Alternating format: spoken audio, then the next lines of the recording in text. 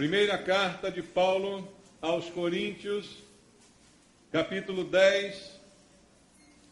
Vamos ler a partir do versículo 14 até o versículo 24. Primeira aos Coríntios, capítulo 10, do verso 14 ao verso 24. A palavra de Deus diz: portanto, meus amados, fugi da idolatria. Falo como a criteriosos. Julgai vós mesmos o que digo. Porventura, o cálice da bênção que abençoamos não é a comunhão do sangue de Cristo? O pão que partimos não é a comunhão do corpo de Cristo? Porque nós, embora muitos, somos unicamente um pão, um só corpo, porque todos participamos do único pão. Considerai o Israel segundo a carne. Não é certo que aqueles que se alimentam dos sacrifícios são participantes do altar? Que digo, pois, que o sacrificado ao ídolo é alguma coisa?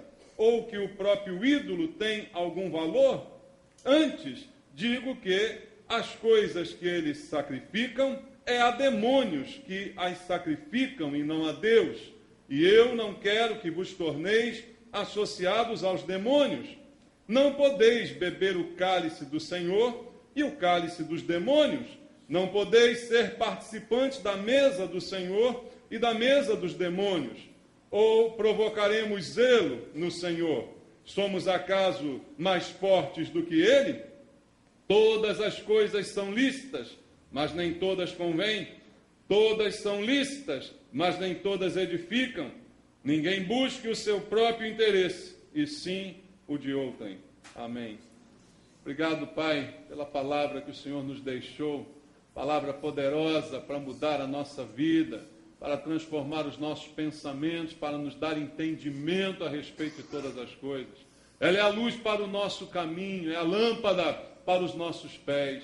E nós queremos andar guiados pela Tua palavra, Pai. Por isso, precisamos esta manhã, mais uma vez, receber a Tua palavra, ouvir a Tua voz nesse lugar. Nossa expectativa é ouvir o Senhor, e não os homens com doutrinas humanas, com historinhas, nem filosofias do mundo, Pai. O que queremos é a boa palavra do nosso Deus, que traz direção, que muda o rumo da nossa vida e que alimenta o nosso espírito. Alimenta-nos, Senhor, esta manhã mais uma vez e usa, Pai, por Tua misericórdia e graça, a minha vida que eu entrego em Tuas mãos. Preciso da Tua unção, da Tua direção, para poder falar somente aquilo que o Senhor deseja que seja dito, Pai. Minha vida entrego a Ti e oro junto com os irmãos, em nome de Jesus. Amém.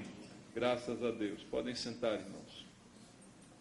Amados, esta palavra do apóstolo Paulo nos dá um alerta a respeito da ceia do Senhor, que é algo que constantemente praticamos na igreja, também observando uma ordenança que nos deu Jesus. Este é outro motivo de participarmos da ceia, é uma ordem, não é uma opção também, e nós cremos que o Senhor nos deixou esta ordem, mas precisamos entender para obedecer. E esse texto fala um pouquinho do sentido que esta cerimônia representa, né? O sentido deste ato de tomarmos a ceia, que repetimos mensalmente, o fazemos constantemente em obediência a Jesus, mas precisamos em todo tempo saber o sentido daquilo que fazemos. A própria Bíblia diz que até a nossa fé, ela tem sentido, e nós temos que saber explicar o porquê da nossa fé. O porquê daquilo que cremos, o porquê daquilo que fazemos. Não fazemos porque está todo mundo fazendo. Nós entendemos o porquê. Esse é um texto que pode nos alertar e pode nos mostrar um pouquinho o sentido desta cerimônia, não é? Nós precisamos entender o seu significado. Bom, em primeiro lugar, a gente precisa saber, como eu disse aqui, que é uma ordem de Jesus. Não foi a igreja que inventou isso. Não foram os homens que, de repente, acharam que a igreja tinha que ter um ritual, uma cerimônia. Não. Isso foi uma ordem do próprio Senhor Jesus. Queria ler contigo o texto no Evangelho segundo Lucas, no capítulo 22, no versículo 17. Lucas capítulo 22, versículo 17 até o versículo 20. Diz assim: E tomando um cálice, havendo dado graças, disse: Recebei e reparti entre vós, pois vos digo que de agora em diante não mais beberei do fruto da videira, até que venha o reino de Deus. E tomando um pão, tendo dado graças, o partiu e lhes deu, dizendo: Isto é o meu corpo oferecido por vós, fazei isto em memória de mim.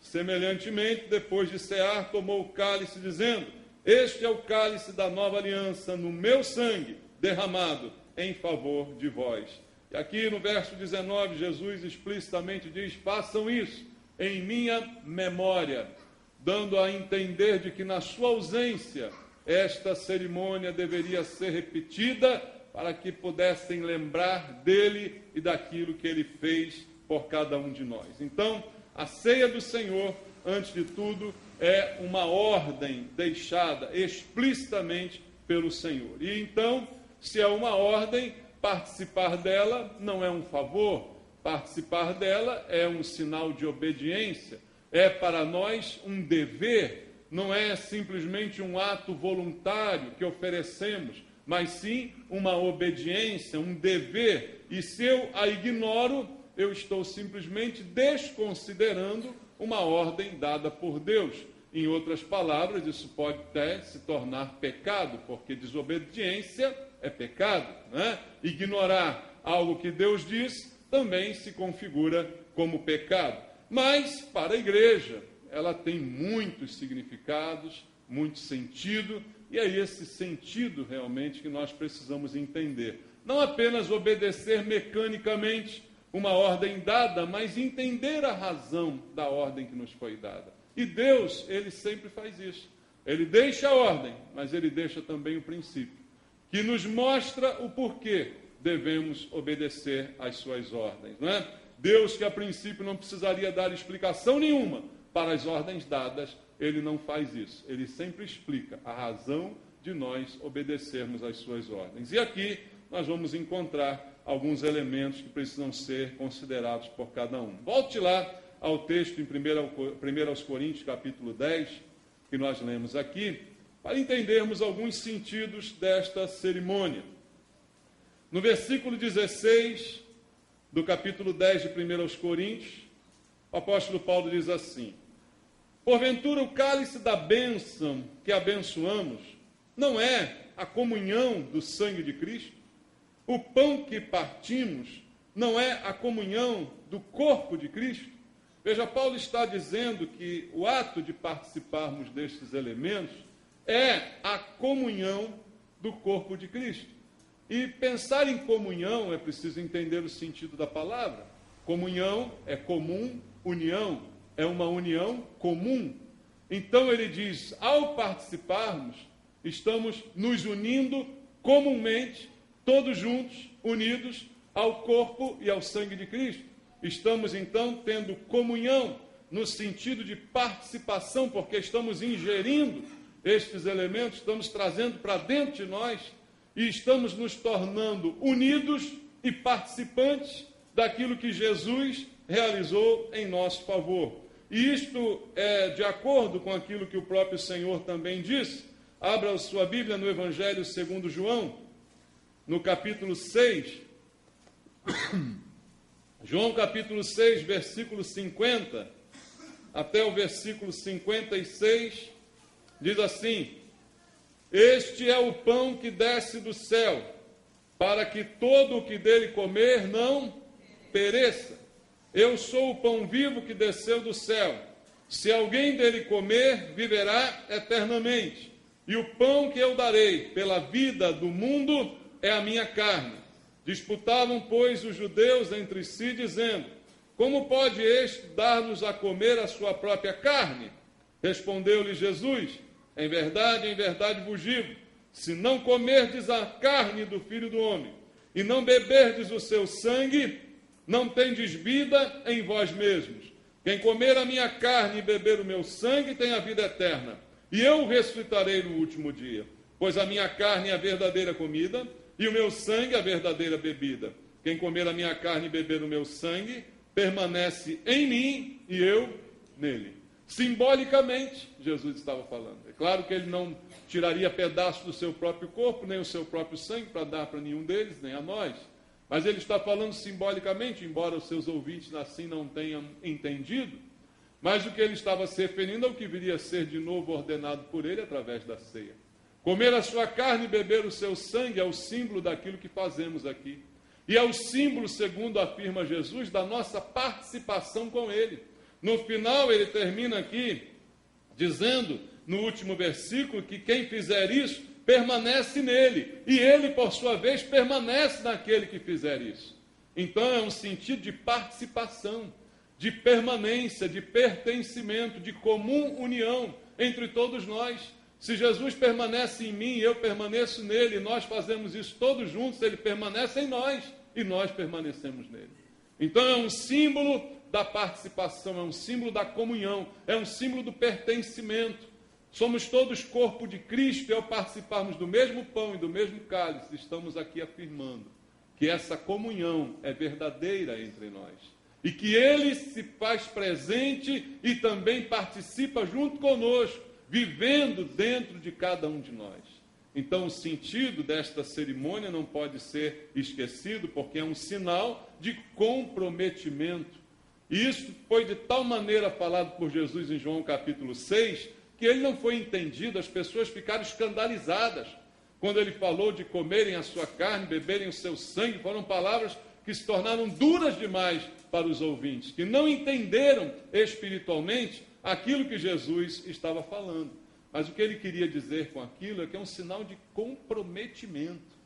Veja, ele nos ama, mas ele deu a sua vida por nós. Qual é a maior prova de amor que alguém poderia dar? Dar a sua carne e o seu sangue em nosso favor. E é isso que este momento nos lembra, de que foi vida que foi dada por nossa vida. E aquelas pessoas que ouviram Jesus falar não entenderam o sentido disso, esse sentido de comprometimento. Veja só o que diz também em Gálatas, capítulo 2, versículo 20, na carta do apóstolo Paulo aos Gálatas, logo depois aí da segunda carta aos Coríntios. Aos Gálatas, capítulo 2, no versículo número 20,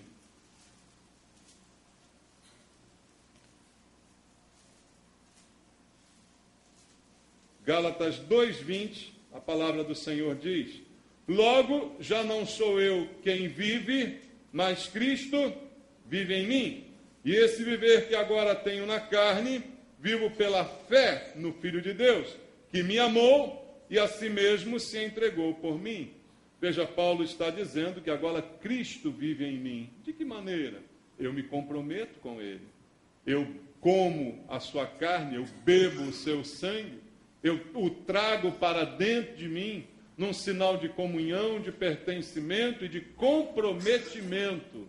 É um comprometimento que nós assumimos ao participarmos da ceia, e Paulo traduziu essas palavras ao dizer que agora não ele mais vive, mas Cristo vive nele, pelo sangue, pelo corpo que ele deu em nosso favor. Então, isto é ter comunhão com Cristo, deixar que ele viva em nós. Quando eu participo da ceia, o que eu estou dizendo, em outras palavras, embora muitos possam nem entender isso, é que eu estou querendo que Cristo viva em mim, que eu estou querendo que a sua vida esteja dentro de mim, e que eu estou querendo ter comunhão com ele, ter parte com ele, estar com ele em todo o tempo. Esta é o significado do ato que nós estamos praticando ao participar da ceia. E isto é também permanecer nele. Como ele disse, se você fizer isso, você permanece em mim, e eu, por minha vez, também permaneço em você. Então,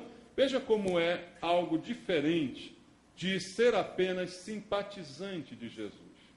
Existem muitas pessoas que são simpatizantes de Jesus. Existem ou não? Na própria igreja, tem muita gente que é simpática ao Evangelho. Frequentam assiduamente, né? Tem uma simpatia, gostam da ambiência, gostam dos louvores, gostam do clima, não é? gostam das palavras que são proferidas, assumem um relacionamento amistoso com Jesus. Mas o problema é que o próprio Senhor Jesus, ele não está buscando pessoas que o admirem. Jesus nunca ligou para se ele tinha fãs ou não, se ele tinha admiradores ou não. Jesus nunca ligou para isso, muito pelo contrário. Se ele ligasse para isso, ele não diria palavras tão duras quanto ele disse em João capítulo 6, que provocaram uma debandada do seu ministério. Se você continuar lendo lá o capítulo 6, onde a gente parou, você verá o que aconteceu. Depois que Jesus falou de comer sua carne e beber o seu sangue, ficou todo mundo escandalizado. Até alguns dos discípulos o abandonaram, a Bíblia diz. A ponto dele virar para os demais e dizer, e vocês também vão, os 12? Aí Pedro deu aquela grande declaração, para quem iremos? Só tu tens as palavras de vida eterna. Porque naquele momento que ele disse isso, um monte de gente vazou. Um monte dos seus seguidores, dos seus simpatizantes, dos seus admiradores, ao dizer isto, não mais o admiraram. Muito pelo contrário, se escandalizaram dele e foram embora. Então Jesus não tinha preocupação de agradar as pessoas para mantê-las perto dele. Ele queria que as pessoas conhecessem a verdade. E ao conhecer a verdade, seriam libertas. E sendo libertas, poderiam segui-lo voluntariamente. Não por uma mera obrigação, não por um sentido místico, mas um ato voluntário daquele que conhece a verdade. Então não há nenhuma preocupação em Jesus de que as pessoas o admirem. Mas o que ele quer é que elas se comprometam com ele. Participar da carne e participar do sangue é o maior compromisso que nós podemos assumir. Imagina se isso fosse literalmente fatiar e comer e beber. É um compromisso, é ou não é? É um grande compromisso. E aquele que está sendo fatiado, comido, está realmente se comprometendo com aquilo que está sendo feito, né? Está dando a sua vida por aquilo. Está de forma efetiva, não apenas participando, mas comprometido com o que está ali acontecendo. Então, amados, o que Jesus quer não é admiradores nem seguidores, mas pessoas que também, por sua vez, se comprometam com ele. E a ceia foi estabelecida, e a gente precisa, ao participar dela, entender o sentido de compromisso. Por isso, o apóstolo Paulo, quando fala da ceia, lá em 1 Coríntios, também capítulo 11, ele diz, ninguém participe indignamente. Examine-se, pois, o homem a si mesmo, e depois, então, participe. Porque você vai assumir um compromisso. E é tão ruim quando a gente assume um compromisso que não pode cumprir, né, irmãos? A gente assume de, não, deixa comigo, conte comigo, eu estou lá, pá, depois, cadê? Furou. Cada vez que nós participamos da ceia, nós estamos nos comprometendo. E quanto mais comprometido você estiver, mais enrolado você está. Não é? Quanto mais comprometido, mais enrolado, irmão. Se você não tiver condição de cumprir o compromisso que você assume, você está cada vez mais enrolado. E Jesus não está procurando admiradores. Jesus não está procurando aplausos. Não está procurando elogios. Não está procurando agradar. Mas ele está procurando pessoas comprometidas. Pessoas que queiram se comprometer com ele. O primeiro sentido da ceia é o sentido de comprometimento. Então, embora seja uma ordem, esta ordem só se aplica a quem de fato pertence a ele. Ele só chamou os mais íntimos para a ceia, não chamou todos, só os mais íntimos, aqueles que realmente são dele. E eu preciso saber que ao participar, além de obedecer, estou me comprometendo. Se eu não quero compromisso com Cristo, é melhor não participar, porque ceia não dá sorte. Tá? Ceia não é amuleto, não adianta levar o cálice para casa, jogar na cara do marido, não funciona. Não, tem gente que vai, não, vou jogar o sangue na cara do marido, de repente ele fica bonzinho. Vou levar esse pedacinho de pão, vou botar lá, né, vou deixar na geladeira, isso é macumba, tá? O nome disso é macumba. E o nome já diz, é má, né? Não é boa cumba, é macumba. Então, entenda muito bem isso. É um comprometimento. Se você não quer compromisso, por favor, não participe da ceia. É só isso. É simples. Esse é um dos sentidos e talvez um dos principais. Veja mais o que diz, voltando ao texto, em 1 Coríntios capítulo 10, versículo 17. Diz assim, porque nós, embora muitos, somos unicamente um pão, um só corpo, porque todos participamos do único pão. Veja, Paulo enfatiza a unidade, que é outro sentido da ceia, o sentido de trazer unidade para nós como seus discípulos, embora sendo muitos, embora sendo pessoas diferentes nos pensamentos, nas ideias, nas preferências, em Cristo nos tornamos um. Porque Ele é o elemento de ligação entre todos nós, que apaga as nossas diferenças, não é? Que nos iguala completamente. Então, nele somos um, embora muitos, somos uma só carne, uma só família, um só corpo. E esse é um sentido também da ceia, mostrar que estamos todos juntos participando desta mesa, todos juntos nos congraçando num grande banquete, oferecido pelo Senhor. Você como família. É como um almoço em família. Hoje é domingo, né? O dia daqueles almoços, né? Normalmente quem tem família grande reúne toda a turma, né? Depois no final quebra o pau, mas na hora, né? Tem aquele almoço e tal. É o almoço da família. É a refeição familiar, a qual todos vão com o coração desejoso por encontrar-se, né? Por desfrutar daquela comunhão. É esse o nosso almoço, é a ceia. É essa a nossa comunhão. É esse o símbolo da nossa unidade que nos lembra que somos família. Por quê? Porque Ele é o Pai, porque nós estamos nele e Ele está em nós. Nós estamos comprometidos com Ele e Ele está comprometido conosco, não é? E nós fazemos parte de uma só família, a família de Deus. A Bíblia também afirma a respeito disso. Vamos ler a Bíblia em Efésios, capítulo 2, versículo 19. Carta de Paulo aos Efésios, capítulo 2, verso número 19.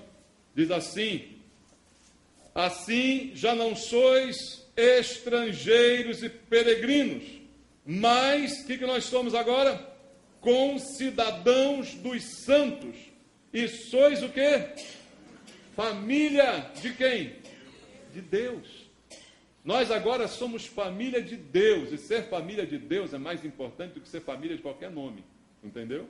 É mais importante do que a família Fortunato, é a família de Deus. É essa família agora a qual pertencemos, a família de Deus, concidadãos dos santos, assim Paulo fala, porque na ceia,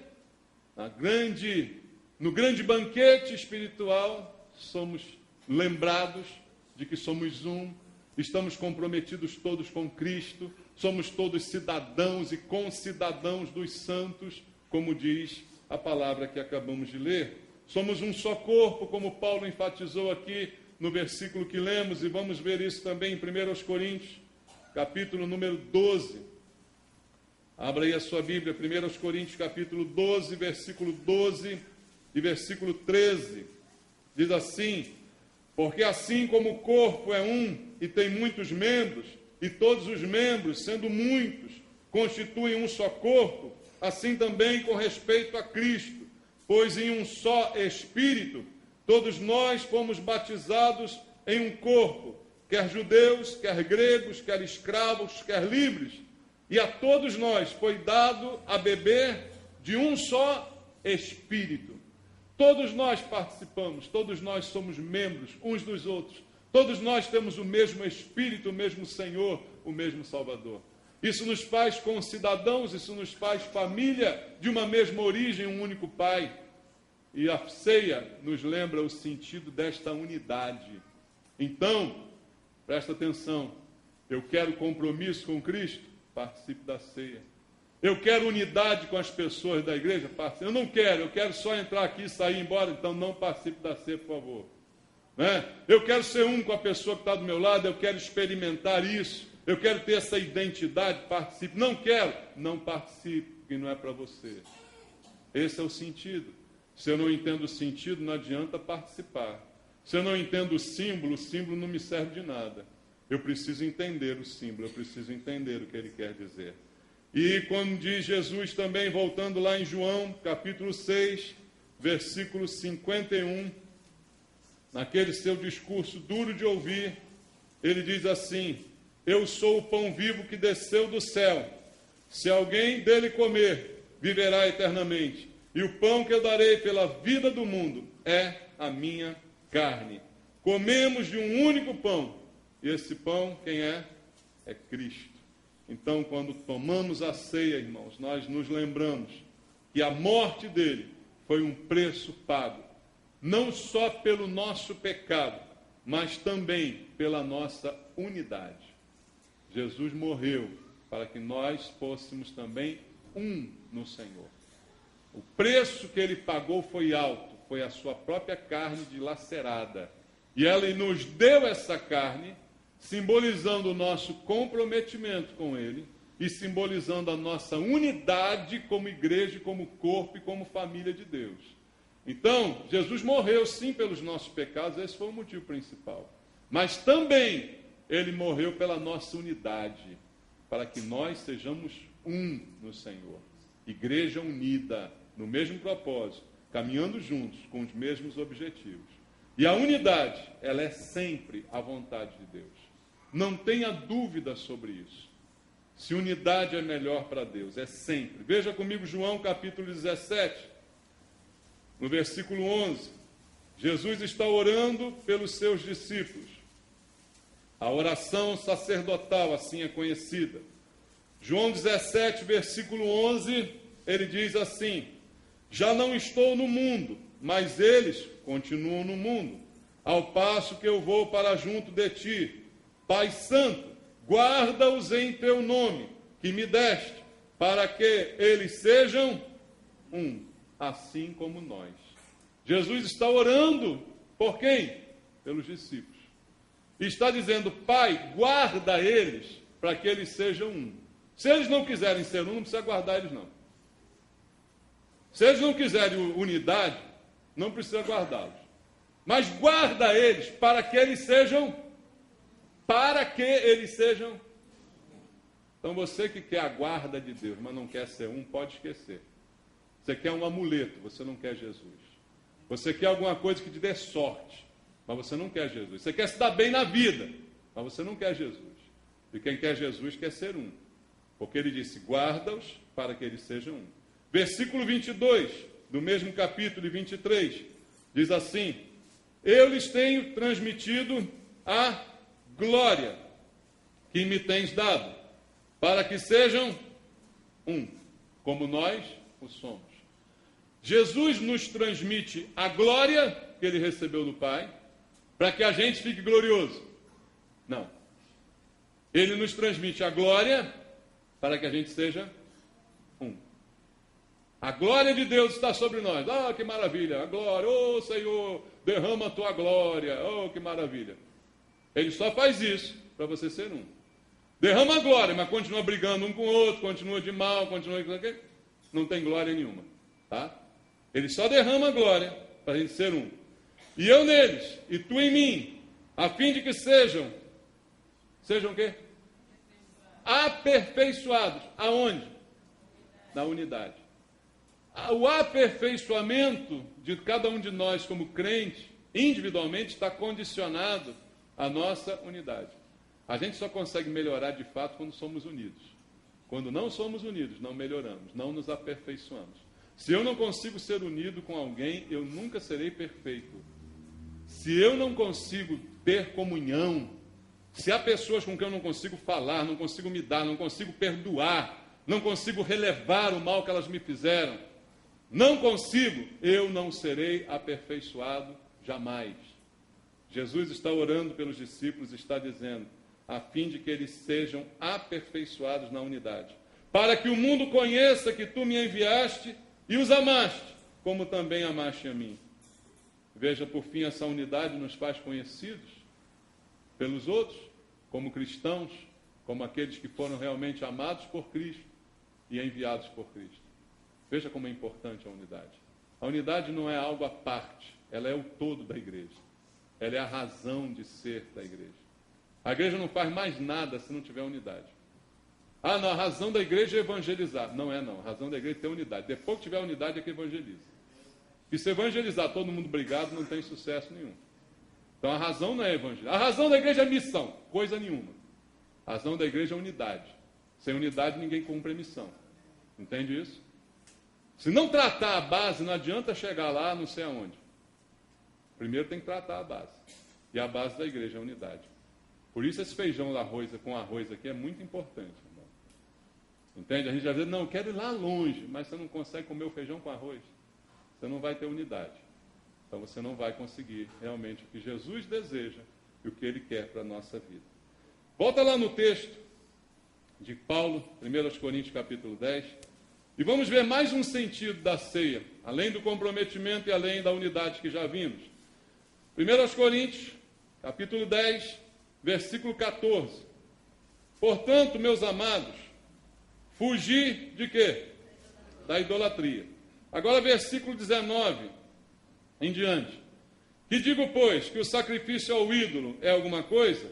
Ou que o próprio ídolo tem algum valor? Antes digo que as coisas que eles sacrificam é a demônios que as sacrificam e não a Deus.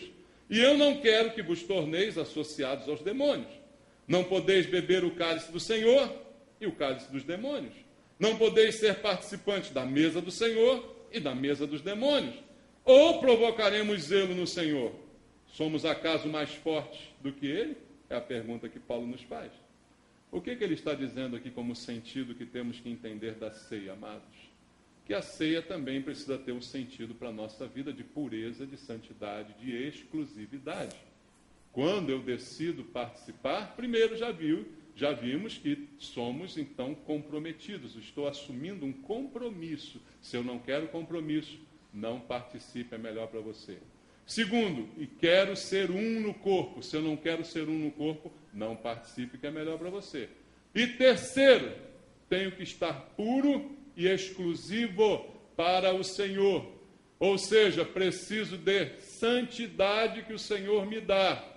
Preciso disso para poder participar. Mais uma vez, lembro o que Paulo disse: examine-se, pois, o homem a si mesmo. Olhe para dentro de si. Perceba, você é exclusivo para Jesus, você é santo, você está puro ou está meio misturado? É essa a questão aqui. E é disso que Paulo está nos lembrando. Primeiro ele diz no verso 14, fugir da idolatria. Veja, ele fala que a idolatria não é uma coisa que eu tenho que evitar. Ele fala que é uma coisa da qual eu tenho que fugir. O verbo usado aqui é fugir. Veja, fugir é sair correndo, entendeu? É andar longe, bem longe dessas coisas. Aí você diz, disso aí eu já estou livre desde que eu me converti, peguei meus santinhos, joguei tudo fora, tirei aquele quadro do coração de Jesus, estava lá na sala. Não, todo mundo já fez isso, né? Aquelas coisas, todo mundo já fez. Não, mas não é só isso, não. A idolatria não é só uma imagem, um retrato, não é só um boneco de cera, de barro, de gesso, de madeira. A idolatria não está resumida a bonecos, irmão. Se fosse assim, era muito fácil. Quebrava os bonecos, acabou a idolatria. Mas não é bem assim. Idolatria é algo que penetra no coração. Ídolo é tudo aquilo que assume o valor de Deus na minha vida. Ídolo é tudo aquilo que tome o lugar de Deus na minha vida. Então, quando Paulo diz que eu tenho que fugir da idolatria, ele está dizendo que eu tenho que fugir de qualquer coisa que assuma o lugar de Deus na minha vida. As imagens é fácil quebrar, jogar fora, queimar. Agora, as coisas que assumem o lugar de Deus na nossa vida, aí cada um tem um cada um aqui. Cada um tem a sua vida, cada um tem a sua história. Cada um precisa refletir nesse momento. O que é que às vezes substitui Deus na minha vida?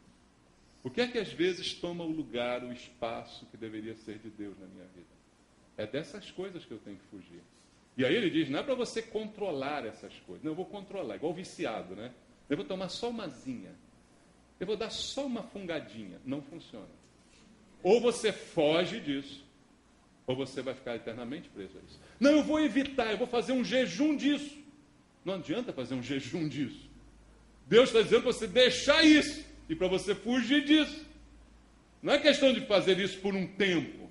Não, agora eu vou por um tempo me dedicar a Deus, essa coisa não vai mais ser Deus para mim. Mas daqui a pouco ela volta. Por isso, Paulo diz, fugir. É sair correndo mesmo, é correr, irmão. Corra disso, porque isso está tomando o lugar de Deus na sua vida e está fazendo com que você não seja exclusivo para Deus. E essa é a idolatria da qual Paulo está aqui comentando. E qualquer oposição a Deus, a gente precisa entender também.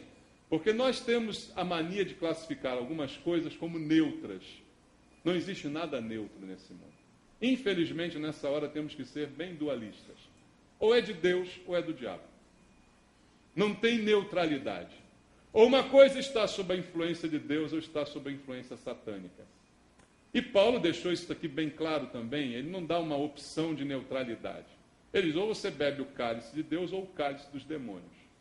Não tem um cálice que seja misturado, ou então seja neutro. Isso aqui é neutro. Não, não tem. Ou é de Deus ou é do diabo. Então, qualquer oposição à ligação a Deus é ligação com os demônios.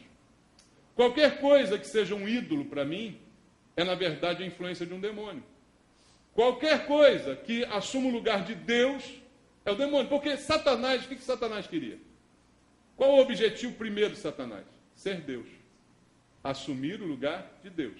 E como Deus, ser reverenciado pelas pessoas. Não é isso que ele quer? Até hoje ele quer isso. E há muita gente reverenciando Satanás. O tratando como Deus, comendo da sua mão, recebendo da sua mão, dando a ele o tratamento de Deus. E se eu não estou ligado a Deus, estou ligado ao diabo. E é isso que Paulo deixa bem claro aqui. Qualquer oposição a Deus, automaticamente se torna ligação ao demônio, porque demônio é oposição a Deus.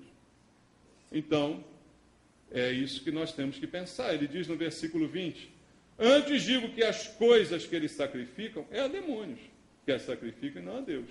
E eu não quero que vos torneis associados aos demônios. Ele diz, é possível que de repente você, por não fugir dessas coisas, acabe se associando aos demônios.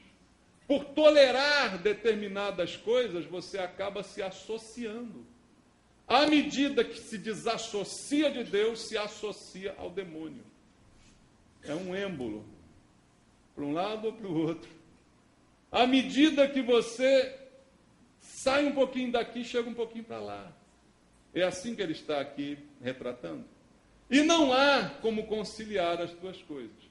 E aí Paulo traz algo que realmente é enfático e que nos leva a pensar muito. Versículo 21. Não podeis beber o cálice do Senhor e o cálice dos demônios. Não podeis ser participantes da mesa do Senhor e da mesa dos demônios. Ah, não pode? Como? Pode. Qualquer um pode. Você é livre, eu sou livre. Deus nos deu essa liberdade? Deu. Você não pode participar dessa mesa? Você não pode participar desse cálice? Pode, se você quiser, para ninguém vai tirar. O diácono vai, não, daqui a bandeja. Não, não vai fazer. Por favor, diáconos, tá? Não façam isso. Quem quiser pegar, você deixa pegar. Diácono não é juiz de bandeja, tá bom? Você pode, você não. Não. Quem quiser pegar, vai pegar. Você pode? Pode. Deus nos deu a liberdade. Você pode participar? Pode. Qualquer um quiser, pode. Eu estou dizendo aqui os requisitos. Se você quer ou não obedecer, o problema é seu. A mesa está aí, o cálice está aí, você escolhe o que vai fazer. Qualquer um aqui pode. E ao mesmo tempo que você pode participar, você pode sair daqui e comer um despacho ali também. Pode ou não pode? Pode. De vez em quando bota um despacho aqui nessa esquina, você pode tomar aqui e ir lá comer ali um despacho. Ah, mas o despacho é muito... Não. De repente você não come o despacho. Você come aqui e lá fora você come outro tipo de despacho. Você tem outro tipo de ídolo que substitui Deus na sua vida. E aí você, apesar de comer aqui, também come lá fora. Pode ou não pode? Pode. Mas como é que Paulo está dizendo que não pode? Não pode moralmente. Não pode eticamente. Agora, na atitude você pode, você é livre. Está entendendo isso? Você pode fazer o que você quiser. Mas ele está dizendo, eticamente, moralmente, você não pode fazer isso. Não tem cabimento você vir aqui participar do cálice da mesa do Senhor e lá fora, na tua vida, no teu trabalho, no teu dia a dia, na tua família, na tua vizinhança, você comer o pão do diabo. Falei, isso é incoerente. Então, além da ceia simbolizar compromisso, Além dela simbolizar unidade, ela simboliza pureza e exclusividade. Se eu decido participar dela, eu não posso participar de mesa mais nenhuma. É só dela. Está entendendo? Se eu decido tomar esse cálice, eu não posso tomar cálice mais nenhum que me é oferecido. É só esse. É exclusivo. Ou eu sou de Deus, ou eu sou do diabo. Não dá para eu ficar, hoje eu sou de Deus, amanhã eu sou do diabo, hoje eu estou em Cristo, amanhã eu estou no inferno. Não, não tem como. Hoje eu estou firme na fé, amanhã estou uma porcaria. Não tem como. A gente tem que escolher. É ceia de Deus ou é do diabo? Porque o diabo também tem ceia. E se você pensar bem, a de Deus é tão simples, não é? Pão e cálice. O diabo não serve uma coisa dessa. O diabo serve um banquete. Ana, o diabo bota garçom, bota maître, bota cozinheiro francês, pratos enfeitados, né?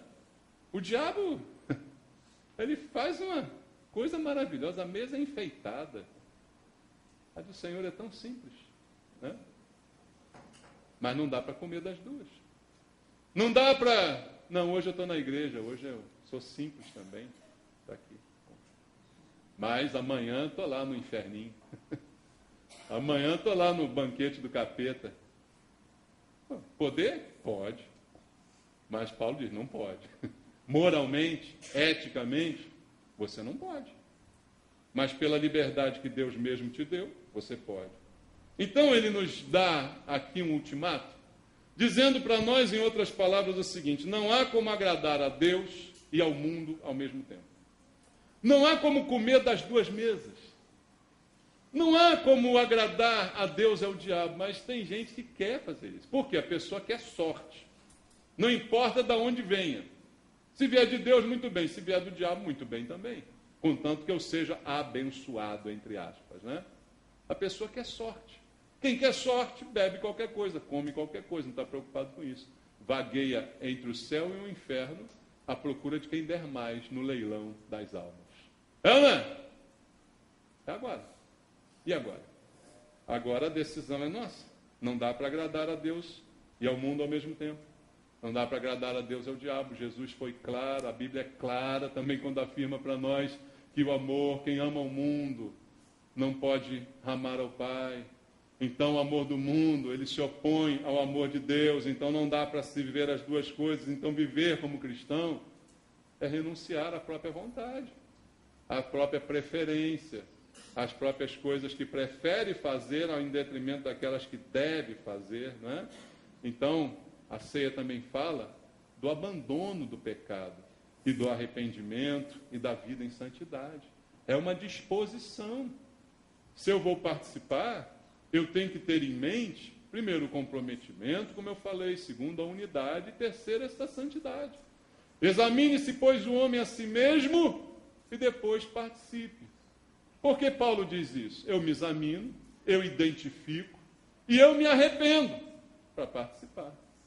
Para dizer naquele momento, pelo menos, que eu não quero mais isso na minha vida.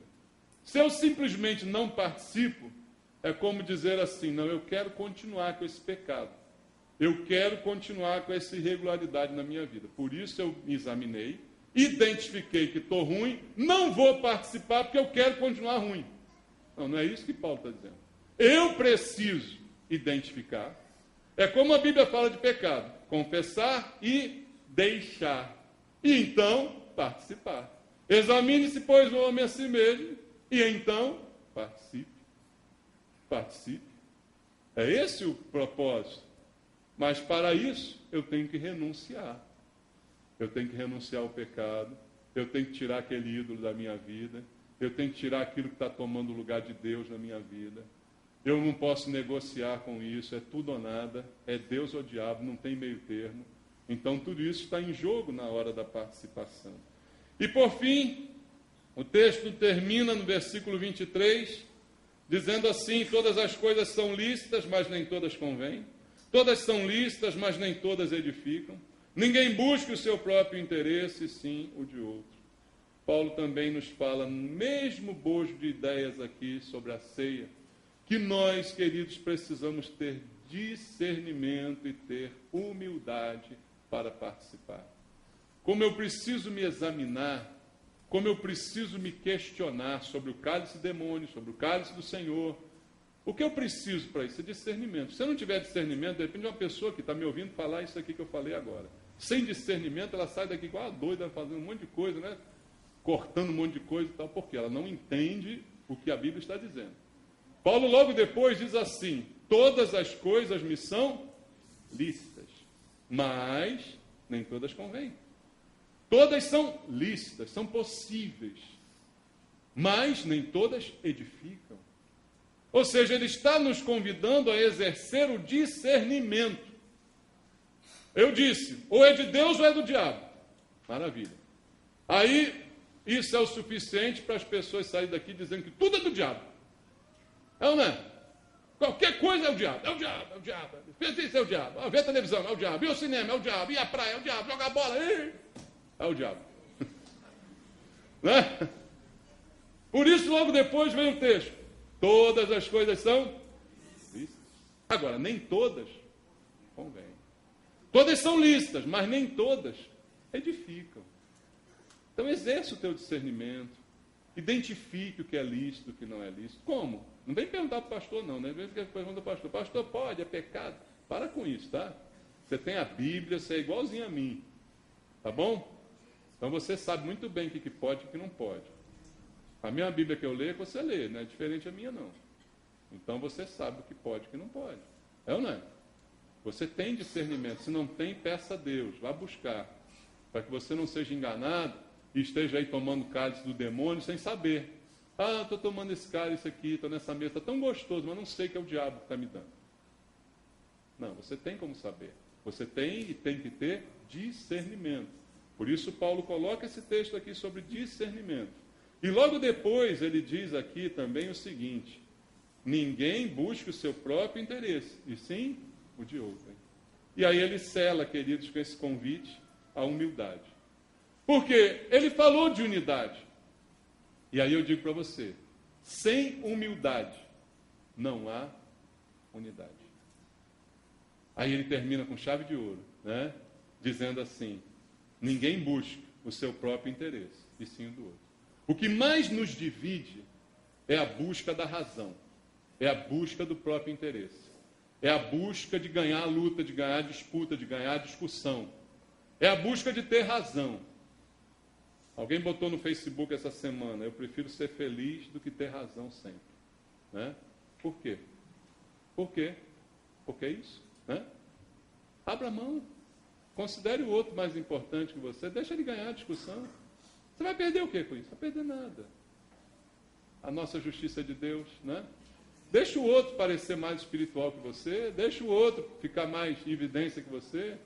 Deixa o outro levar o mérito pelo que você fez. Não tem problema. Deus vê tudo. Não, não é? Paulo diz: não considere o seu próprio interesse, mas sim o interesse do outro. Ele está chamando você para a humildade, para que a gente possa participar da ceia, cujo sentido único também é a unidade. Então, amado, é hora de abrir mão, é hora de ser humilde. Sem humildade não há unidade. Não é possível unidade se não houver humildade entre nós. E a raiz por trás de todo pecado, e isso está num filme que eu vi ontem, muito bom. A raiz por trás de todo pecado se chama orgulho. Orgulho é a raiz, é a base de todos os outros pecados. Foi por orgulho que Adão e Eva decidiram, sugestionados pela serpente, se tornarem iguais a Deus, receber a revelação do conhecimento do bem e do mal. Então Deus está nos chamando para a ceia. Mas eu queria que você lembrasse agora: compromisso, unidade, santidade, exclusividade, discernimento e humildade. Porque quem deu a carne e o sangue foi mais humilde do que qualquer um de nós. E o Senhor nos chama para isso agora. Vamos louvar ao Senhor e vamos depois participar da ceia do Senhor. Louvado seja Deus. Há um hino que diz: somos família de Deus, Você crê nisso? Então cante com alegria.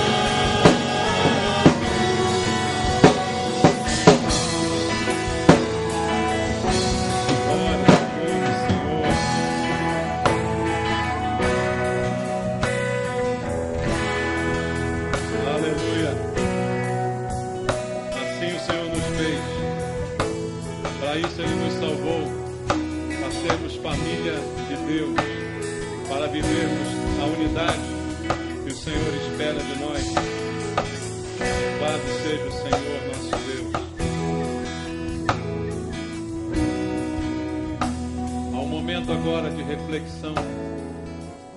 Já vimos o sentido da ceia. Se eu participo, é porque eu quero compromisso. Se eu não quero compromisso, não posso participar. Se eu participo, é porque eu quero unidade. Se eu não quero unidade, não posso participar. Se eu participo, é porque eu quero ser santo. Eu quero ser exclusivo para Deus. Se eu não quero isso, não posso participar. Eu tenho discernimento, eu quero humildade, então eu posso participar. Se eu não quero, não devo participar. É esse exame que temos que também fazer agora.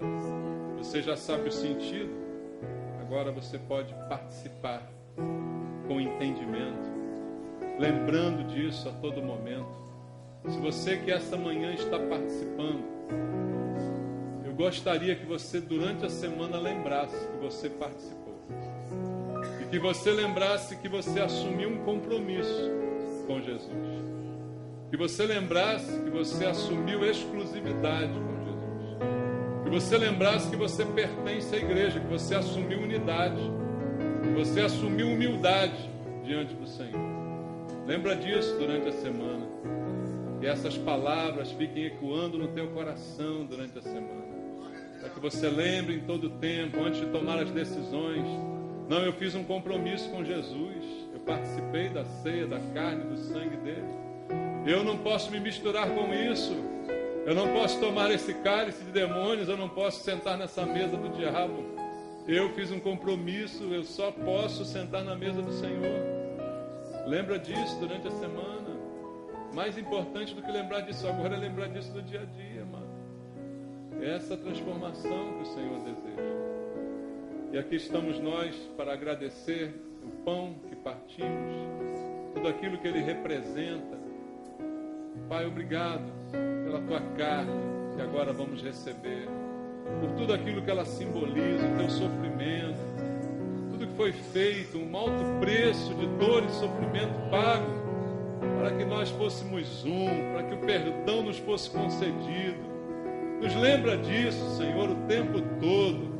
Não temos direito a ficar de mal com ninguém. Não temos direito a provocar divisão e discórdia no meio da igreja. Lembra que não temos direito de defender nossas posições. Lembra-nos, Senhor. Em nome de Jesus. Queremos participar, Pai, mas queremos ser abençoados pelo Senhor e não amaldiçoados, Pai. Fala conosco agora. Te agradecemos pelo pão em nome de Jesus. Amém. Participemos.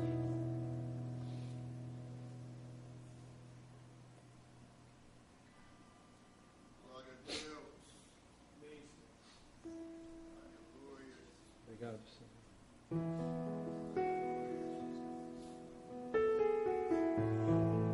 Este é o cálice da nova aliança, feito através do sangue de Jesus, sangue que nos purificou de todo pecado. Ó Deus, perdoa os nossos pecados do dia a dia, as falhas que cometemos, Pai. Perdoa os acidentes de percurso que acontecem em nossa vida. Não pecamos mais por prática, mas por acidente. Perdoa-nos também por esses, Pai. Lava-nos a cada dia com teu sangue. E nos mostra o sentido da aliança, o cálice da aliança. A aliança é unidade, Pai. Nos mostra, nos revela isso, Senhor. Para que haja unidade na igreja. Para que nós possamos ser um no Senhor. E exclusivamente Deus, Pai. Exclusivamente Deus. Abençoa esse cálice, te pedimos, Pai, em nome de Jesus. Amém. Participemos, irmãos. Obrigado. Obrigado, Senhor.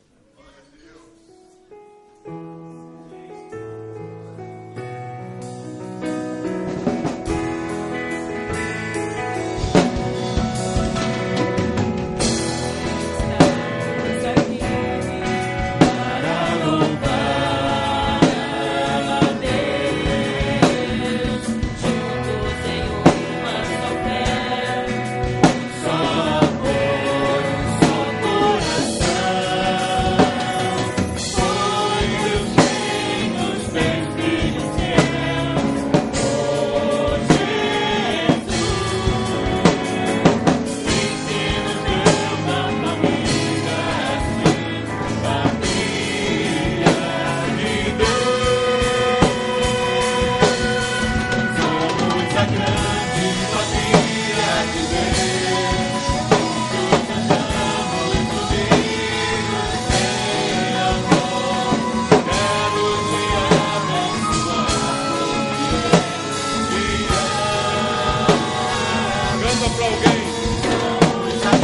o teu irmão, fala, quero te abençoar.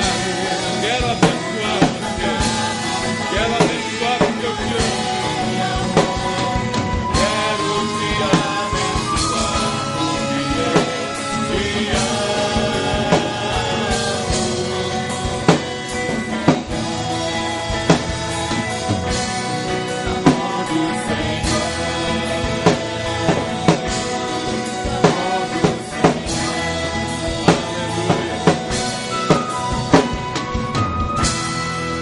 Amém, glória a Deus. Louvado seja o Senhor, nosso Deus. O Senhor te abençoe. Que nós sejamos sempre essa grande família de Deus, indestrutível família de Deus. As portas do inferno não prevalecerão contra a minha igreja, diz o Senhor. Família de Deus, Ele cuida da sua família. Amém? Que a graça e a paz do nosso Senhor e Salvador Jesus Cristo, o amor de Deus, a comunhão, a consolação do Espírito Santo reinem sobre a igreja, sobre a tua vida. O Senhor te abençoe, te guarde, te leve em paz ao teu lar e traga você sempre com alegria para ouvir a palavra de Deus, para ter comunhão com os irmãos. Que Deus te abençoe rica e abundantemente em nome de Jesus. Amém.